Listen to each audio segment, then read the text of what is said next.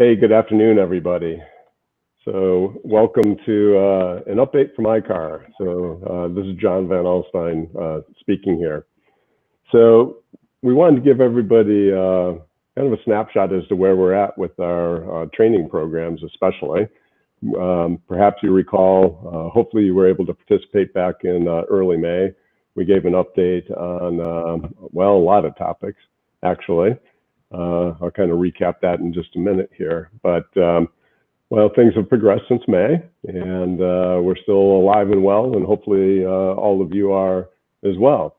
The real principal thing that we want to focus on today is, I think what you're seeing on the screen right now, it's about our live hands-on and welding training delivery plans and how we're looking to gear those back up. And in fact, we've actually started that. So joining me today, I think you can also see on the screen, is Lori Barrington. And Lori's our Associate VP for Delivery.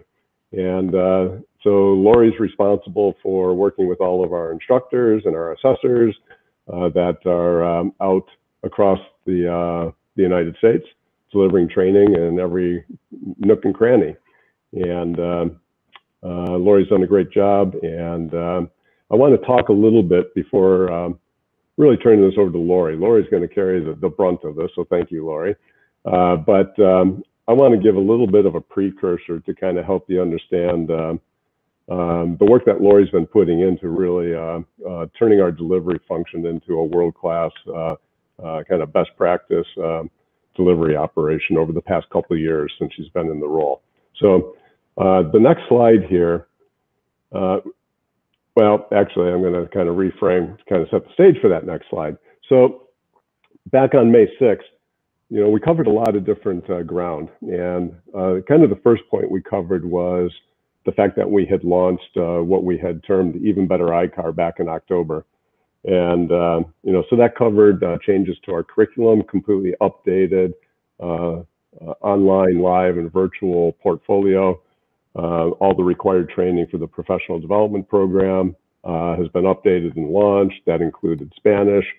It included a significant shift offering more hands-on skills development courses, more in-shop training. And plus we implemented new credentialing requirements and a new IT platform. And so moving to the right side of this slide here, we did have some issues there. I talked that through with you folks back in May. We worked feverishly from October through into April. And part of the announcement May 6th was the fact that we had all the launch issues fully resolved by the end of April. And that's still the case. And so really, we're just working now on continuous enhancements and you know, updates and enhancements that we wanted to make after we went live. And so that's what we're up to now. And I think customers have experienced a significant reduction, if not elimination, of issues associated with courses and or our IT interface systems. I also talked about the fact that we had made great progress in 2019. Actually, we added a lot of gold class shops, you know, up circa, I want to say about 1,500 gold class shops. We added thousands of platinum technicians to the ICAR family. We delivered a lot more training in 2019, and our industry engagement was up kind of across the board on our different initiatives. We implemented a new governance model. We implemented a membership program. We started up a new member council. And we greatly expanded our sustaining partner program, adding a number of OEMs and suppliers to the program. So good progress. But importantly, what we covered that first week of May was what ICAR was doing with the COVID-19 situation. So like everybody, you know, we you know, ran into the same issues everybody did in the middle of in March timeframe. And, you know, I walked through that in a lot of detail on that call, May 6th. But we called it the relief program because we implemented changes to our credentialing program. We had some financial incentives for shops to soften the financial situation so that shops could continue training. We offered some special packages, some free training, some good deals on packages of training. And some of that was all geared around what we could deliver and what we couldn't deliver. And what we couldn't deliver was our live training. So our in-shop training, our hands-on coursework, our welding programs, our in-shop knowledge assessments, and our live classroom training was impacted. So anyhow, so I went through all that, and we've been on pause on that live delivery since late March timeframe. And we're on the verge of coming out of pause. And so this next slide, I think, kind of also then kind of helps understand kind of the scope of our delivery activities. And I want to connect the dots on this for you. This is part of my presentation back on May 6th. And this showed all the various different components that we brought together when we launched the Even Better ICAR back in October. So it wasn't just an IT platform, new LMS and CRM you see in the middle down at the bottom, but we had a lot of different content updates on the left side. We had new knowledge and skills protocol, new coursework, which we referred to as purpose-built. That was our live, virtual, online, and in-shop portfolio that we completely updated, relevant, and geared to fit the delivery model. Online courses being shorter generally, live courses being more in tune with an instructor delivering those courses, etc. So anyhow, a lot of content type stuff on the left side. You see on the right side up top some orange, and the orange relates to our delivery model. So as I said, Lori's been in the delivery business, leading that for ICAR for about 2 years now. And really, she's been working on a lot of that content there. Fixed training sites, national scheduling, in-shop, aligning our delivery structure to fit with purpose-built content, upgrading our whole capacity management processes so that we can get instructors to shops and to classrooms at the right time to meet customer requirements. We've introduced a quality program to make sure that our training is best in class. And so that's all part of Delivery 2.0. And Delivery 2.0 then relates again to that content and the changes to our courses, the changes to our programs over on the left side. So delivery is a big deal for ICAR, and Lori's got a big time job. And so it's my pleasure to hand this off to Lori to tell you a little bit more about what we're doing as we hopefully come out of the COVID-19 era. So Lori, over to you. Thanks, John. Hello, everyone.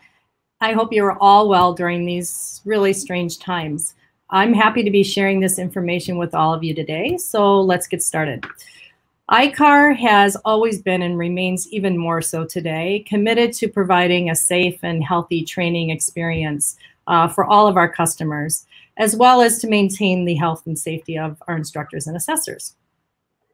In response to the unknowns of COVID-19, like so many other companies across the country, ICAR obviously discontinued all in-person training, including our welding, hands-on, and in-shop knowledge assessment product that John talked about, as well as our live classroom classes beginning April 1st.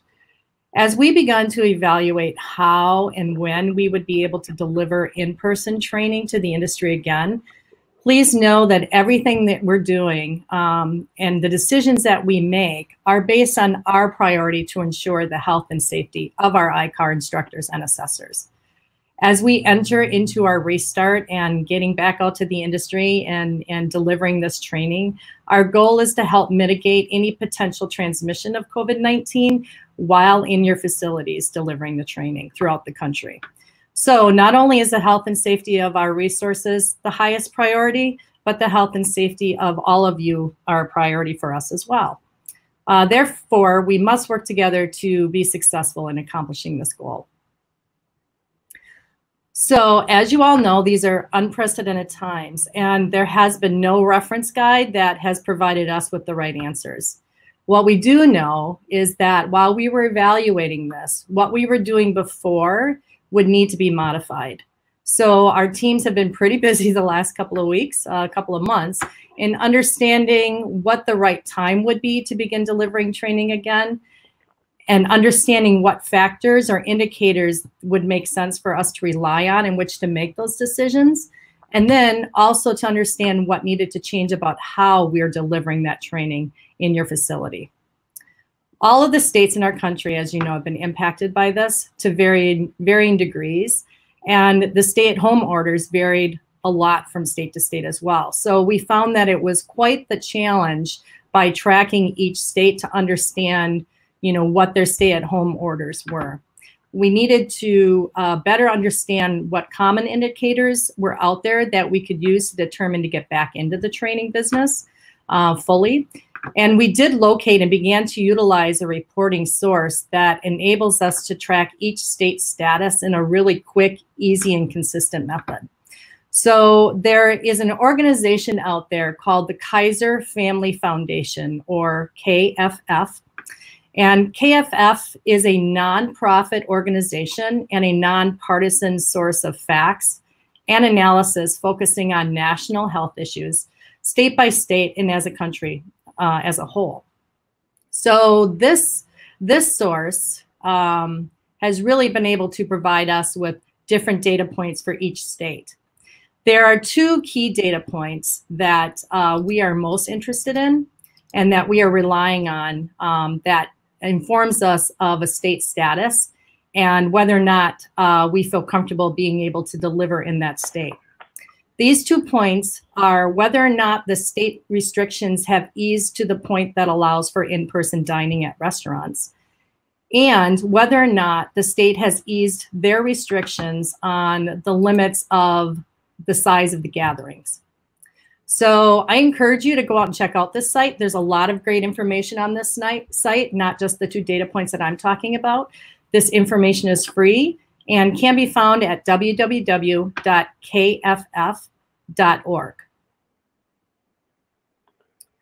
So tracking a state status isn't the only condition that we're using to determine when and where in-person training might be available. So our customers must be comfortable with actually having an ICAR instructor or assessor at their facility to do the training. And of course, our instructors need to be willing and comfortable with delivering training during this time as well. So during the month of April, we did significant outreach to our entire instructor population to understand what their comfort level was and of delivering the training during this time. And we got some really good suggestions back from them, as well as listened to their concerns about delivering during this time. It's understandable that we do have some instructors in our ranks that are not going to be available to help us deliver during this time. However, the majority of our instructors are ready to get back at it. So back to the 3 conditions. The state must be opened, and I already talked to you a little bit on the previous slide about what indicators we're using to determine that. Our customers must also be willing and comfortable with an ICAR resource at their facility. And of course, the instructor and assessor must be willing and comfortable to deliver training in that facility or that area of the community as well. So on May 1st, based on the 3 conditions that we just discussed, we did begin to deliver welding and hands-on in a few select states that we qualified as open for our business. The status of the states has changed. It's been pretty interesting. It's changed almost daily during the past 6 weeks or so. And as the country began to broadly open up, so did we. So I'm excited to report that with the changes in the past few days of the various states, we are open for business in all states for in-shop delivery. So again, that includes our welding, our hands-on training, as well as our in-shop knowledge assessment product. There are some exceptions within a few states, varying by counties. So some of these counties are experiencing flare-ups of of the COVID-19, and they just are keeping more restrictions in place. So we're going to honor that and respect that. But besides that, we are basically open. We'll continue to monitor this and make adjustments as necessary. During this whole time, like I said, things seem to change by the day. So it's a constant monitoring process for us. Because of the unknowns of this situation, we again will respect each state guidelines and any decisions as the conditions change or worsen in those states. And if needed, we will again pause training in those areas if so warranted. I'm sure we're all crossing our fingers that this doesn't happen. As states are opening up and as they've opened up, the scheduling team at ICAR has been pretty busy with rescheduling all of those events that we had postponed beginning in April timeframe. And I'm happy to say that we are getting new requests for training coming in every day. And I just want you to know that these requests will be scheduled on a first in, first out process. So if you're interested in that training, and I hope you are, please get your request in and we will get you scheduled as soon as we can. So while we were establishing the where and when we would begin to deliver again to all of you, we knew we also needed to adjust the how we would conduct training at your facilities. So we have adjusted a lot of our delivery processes to ensure that we're supporting the guidelines that have been put out there for proper physical distancing during these training events. This includes developing a preparedness plan, establishing boundaries within your facility around specific stations for the activities in the training event, and that varies by training event, as well as equipping our own instructors with the necessary PPE or personal protection equipment and supplies to conduct these events in a new way. This does need to be supported by collaboration between all of you and our instructors and assessors. So just a little bit of an example here to the modifications that our team has been working on and implemented. So this is an example of how a training area in your facility might be set up in order to support physical distancing during the training event. So when arriving to your facility to conduct an event, in this case welding, the instructor will need your support and assistance in providing enough space within that area. So enough space is dedicated to the proper areas as identified here. So we have the welding station identified along with an area for weld samples, a drop-off area for finished welds, and a separate student waiting area, all supported by 6 feet in separation or more if the space at your facility allows for this. We are providing instructors with blue painter's tape to help in marking those areas and identifying the boundaries of these areas. So we also ask that during the training, no other personnel from your facility that's not participating in the training event, we ask that they refrain from being in that training area so we can keep it dedicated just to those individuals that need to take that training and reduce the number of people that are in that area. Remember, all of this is to ensure the health and safety of our instructors as well as all of you. A little bit about a preparedness plan. So both the ICAR instructor and the customer have responsibilities in order for us to be successful together. From the instructor aspect, we have outlined what the requirements are. So instructors and assessors are required, obviously, to self-monitor for signs and symptoms of COVID-19. In the event that one of our instructors or assessors is experiencing symptoms, the instructor will immediately contact ICAR, which we will then in turn contact you and reschedule that training event if we cannot find another resource to deliver that event at that same date and time. Instructors will present a COVID-19 questionnaire to all of you. I'm sure you've all seen it. Everyone is using them. They will present this pre-call to you, or this questionnaire to you during the pre-call, as well as again upon arrival at the facility. Instructors will be wearing a mask upon entering the facility and will continue to do so at all times while there. And instructors and assessors will deliver training supporting these social distancing guidelines that I've outlined. Of course, we will be practicing good hygiene, and in the event that an instructor and assessor has been exposed or comes up with a confirmation of a diagnosis of COVID-19 and they have recently been in your shop, we will obviously contact you immediately. We also ask that from a customer perspective, you support us on this and ask that you do the following as well. So we're asking that you're maintaining a clean, sanitized facility throughout the day. And I'm sure many of you, if not all of you, are already doing that anyways, normal business today. We will ask that you sign the COVID-19 questionnaire when presented by the instructor assessor upon arrival. And obviously, you're supporting our social distancing guidelines that we've talked about and providing us adequate space for training and to ensure that these guidelines can be supportive. And I'm sure if you're concerned about the space that we need, working with that instructor, I'm sure between the two of you, you'll be able to come up with some creative solutions for that. We do ask that, as normal protocol, you ensure that your technicians are equipped, obviously, with the proper personal protection, so with masks, and we do require that the students wear those masks at all times while the instructor is on site. The customer will provide the tools and equipment for the training event. We will not at this time be providing any extra for the students. I know that sometimes our instructors do happen to bring extra along, but safety is a main concern. We should be practicing it in our own facilities. So we are going to rely on you for supplying that proper equipment. Again, ensuring and helping us in refraining from allowing other employees at the facility to observe or go through the training area. Keep that dedicated to the instructor and those that are training. Obviously, practicing good hygiene.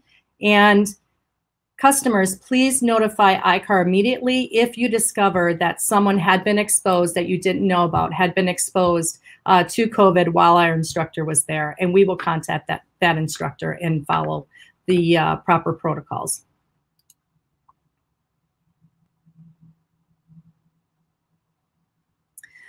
So while we paused training that would be required under normal conditions, John announced in May our modified renewal requirements for Gold Class and Platinum in response to COVID. So a reminder about these modifications. For those of you who have already renewed on these, your Gold Class and Platinum, congratulations, and glad to hear it. Thanks for doing that. And for those that haven't, please keep these dates in mind. But as a reminder, if your Gold Class or Platinum renewal date was October 2019 through April of 2020, you need to complete all live, online, and virtual requirements by July 31st of 2020, so in about 6 weeks here. If your renewal date is between May and September of 2020, you need to complete all the live, online, and virtual requirements by September 30th of 2020. So note what isn't included in that, again, is all active and welding training and certification dates. So if you were up for a renewal or needed to do a certification in welding, that has been extended to your 2021 renewal date. Okay, so if your Gold Class, Platinum, or Welding renewal date falls between October and December of this year, 2020, you do need to complete all the requirements by your normal renewal date, and there's no extension on that.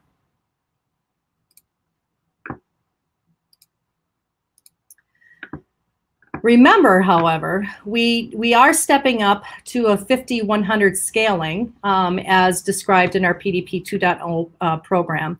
So 100% of your structural techs will need the welding and the required hands-on skills development courses. So we do suggest getting ahead of those requirements now that we're opening back up and we're restarting our business.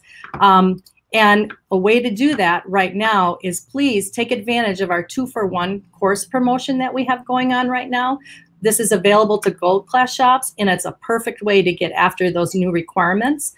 Basically, you buy one, you get the second one free for as many as up to 6 technicians in that training. So it's really a good deal. Good way to get started on your requirements for next year. So while we are busy with restarting the welding and hands-on skills development delivery along with our in-shop knowledge assessment to be delivered in your shop, we are not yet ready to restart delivering our live classroom training, unfortunately. As you know, we do rely on our fixed training sites that we have across the country to support the delivery of ICAR live classes, and this is to provide a neutral setting for all of our ICAR students. About 50% of our fixed training sites are schools and colleges across the country. The other 50% of the fixed training sites consist of supplier and OE training sites, dealer locations, and community public conference rooms. Due to the closures and uncertainty of COVID at this time, about 75% of those sites do remain unavailable for us to use at this point. We will not be back in business of delivering any live classes throughout this summer.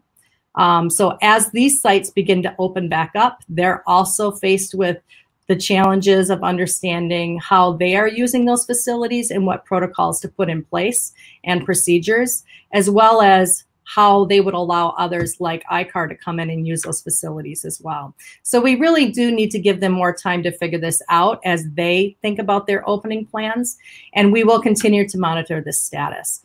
In the meantime, we're making adjustments to this delivery and finalizing those procedures and how we deliver that. So we're all ready to go when our fixed training sites are ready to have us back. We will keep you informed of changes to this as we go through the summer, but for now, no live classes yet through the remainder of this summer. As John discussed during the broadcast in May, in response to the closure of fixed training sites across the country, we did convert 4 of our main live courses into a virtual delivery format and have been delivering those for almost 2 months. So currently delivering those 4 classes via virtual training, and we will continue to do so again through this summer. We do continue to add sessions to our schedules. So go ahead and go out onto the ICAR website and take a look at those. We've also begun to offer additional sessions during the evening hours, as requested by many of you, not only during the broadcast last month, but also directly. So I'm happy to say that we have more class times available throughout the day and evening as well. I do want to take a moment to thank all of the shops and insurers that are committed to training and dedicated to our training. And thank you for the ongoing support that you provided ICAR, especially during these unprecedented and sometimes scary times. We are all in this together. And thank you for everything you continue to do for the industry. I'm going to send it back to John for one more quick announcement and a little bit of a wrap up, and then we will take some questions at the end after John's finished. So John, back to you. Okay, thanks, Lori. Nice job there. Yeah, so I think it's key. This is an opportunity for you to ask some questions. I think we already have some coming in, so thanks for that. I'll work to moderate that. I think I'm kind of expecting a lot of these are going to flow to Lori. I just wanted to take the opportunity to plug a couple really, I think, important awards that ICAR presents every year. The one award is the Russ Verona Award, and the second is the Jeff Silver Award.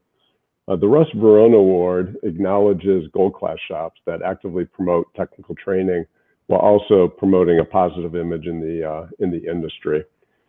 Whereas the Jeff Silver Award acknowledges platinum individuals that actively demonstrate true commitment to training and professional growth. Just to give you an idea, I was thrilled to give these awards last year at SEMA. The Russ Verona went to Jerry Dalton, Dalton Collision Repair in Blaine, Tennessee.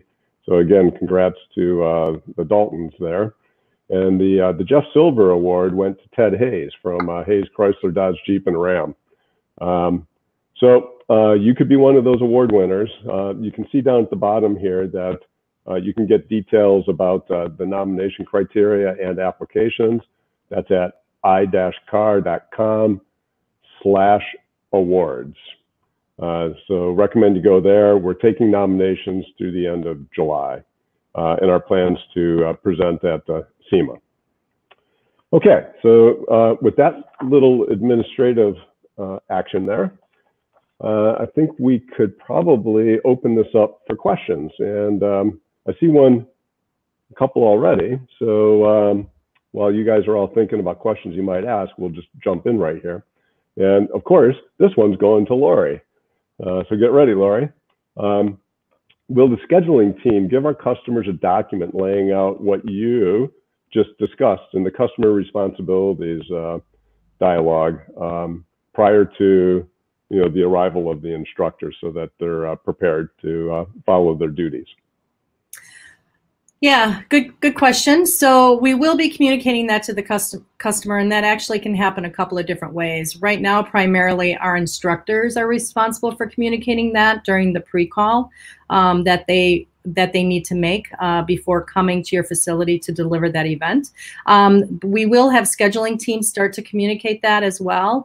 And I will see if actually we can get that posted on our website for easy access for all of you as well.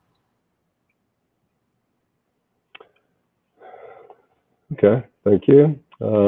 Another one here, kind of looks like it's going Lori's way too. Will ICAR instructors schedule the welding events in the evenings / Saturdays, since the only people in the shop are the enrolled students in the event per ICAR rule? So I'm not sure that we said that the only people in the shop need to be the students. In the area of training, we don't want a student, miscellaneous people invading the space where we're doing training. But Lori, could you clarify that? Yeah, you're right, John. So what I meant to say, maybe I didn't say it very well, was that we just asked that other employees in the shop kind of refrain from being in the dedicated training area within that shop. We know work still has to happen during that training in many cases. So where possible, we just don't want people walking through or standing next to the instructors or students or whatever the case may be during that training. But as always, we are trying to schedule the events at night, during night times, weekends, or during the business hours, whatever the customer, whenever the customer prefers to have that training done. Okay, well, thanks, Lori. Mm-hmm. Well, I don't know. You might have, looks like you might have done a pretty darn good job there, Lori, covering all the little details. And we do have a number of people on the session today, but not too many questions. So, we're not going to belabor this. If there were more questions, we'd answer them, but we don't have any in queue. So, in the interest of letting everybody get back to their day jobs, I think we'll put a wrap on this. So Lori, thanks for sharing all the details. And again, as Lori conveyed, my thanks to the industry and for your ongoing support of ICAR. We're trying to do the right things, and look forward to seeing you around. So thank you.